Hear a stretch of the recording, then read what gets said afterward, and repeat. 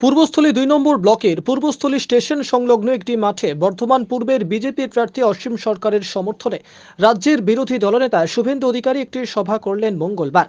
এদিনের এই সভায় উপস্থিত ছিলেন বিরোধী দলনেতা শুভেন্দু অধিকারী, বর্ধমান পূর্বের বিজেপি প্রার্থী অসীম সরকার, কাটোয়া সাংগঠনিক জেলা সভাপতি গোপাল চট্টোপাধ্যায় সহ বিজেপির নেতৃত্ববর্গ। এদিন শুভেন্দুবাবু বলেন, তৃণমূলকে এ রাজ্য থেকে উৎখাত করতে হবে। সারে ভর্তুকি দেয়। আমার কৃষকরা যারা রবি চাষ করেন, বোরো ধান করেন, আলু চাষ করেন, এত দাম দিয়ে সার কিনতে হয় কেন?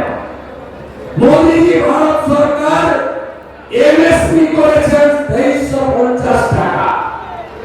আপনার লোকেরা ধান কেন কিনতে পারে? সরকারি ভাবে এমএসপি কেন পাওয়া যায় না?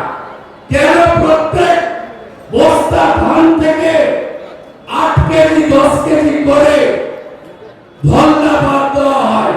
হ্যাঁ কি না বলুন?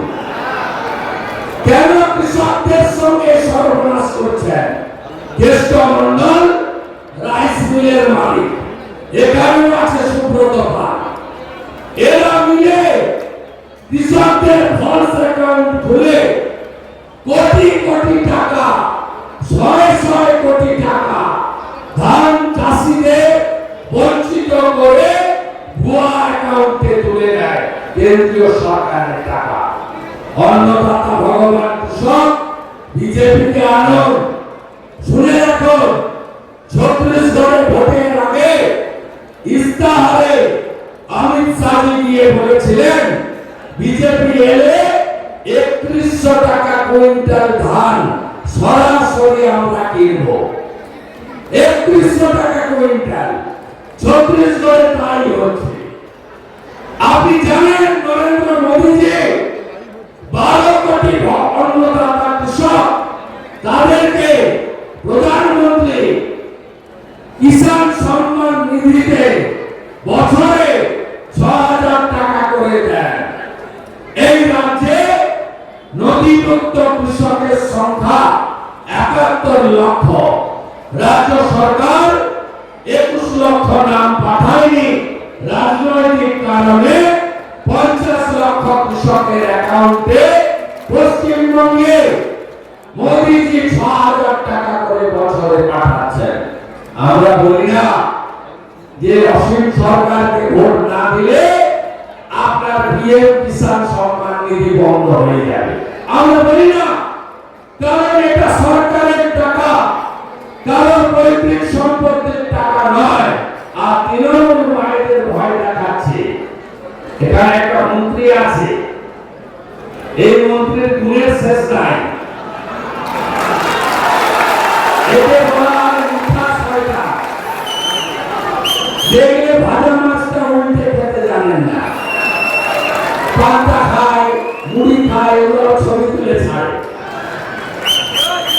এই মন্ত্রী কিন্তু ভীষণ পিঠা খায়, সবাই জানে। এই মন্ত্রী প্রচন্ড পিঠা খায়। আমি আর বলছি না, সমস্ত আপনার ইশারাই কাঁপিয়ে। এই মন্ত্রী আপনার চালানা বলছে লক্ষ্মীর ভান্ডার কেড়ে নেব।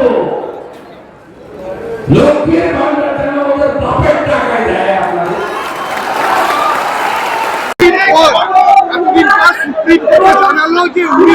আমি বলেছি এটা প্রধানমন্ত্রীর জন্য, ক্রেডিট গোজ টু প্রধানমন্ত্রী। মোদীজি বলেছেন যোগ্যদের পাশে আমি আছি, বিজেপি আছে। লিগ্যাল সেল তৈরি হয়েছে, শুনেই বুঝেছে হেলায় না পড়লে বিড়াল গাছে ওঠে না। বিচারপতি প্রশ্ন তুলছে যে আর এই যে মেয়াদ শেষ হয়ে গেল তারপরেও অর্ডার বেরোক মন্তব্য অবজারভেশনে মন্তব্য করা সওয়াল করছে যে যাতে মমতা ব্যানার্জি সহ আমি কোর্টের পাটে ঢুকবো। মমতা ব্যানার্জি সহ পুরো মন্ত্রিসভাকে জেলে দেওয়া উচিত যারা 2022-এর 5ই মে ক্যাবিনেটে রেজুলেশন করেছে। আরে 19,000 কি বৈধ বলে মনে হয়? আমি সংখ্যা বলতে পারবো না, এটা ডকুমেন্ট কথা বলবো। কিন্তু অনেকেই বৈধ আছে, এটা সবাই অবৈধ না। আজকে ভোট দিয়ে কি বলবেন?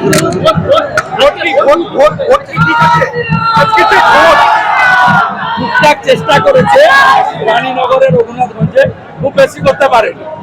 আর ছটার করে বলা উচিত।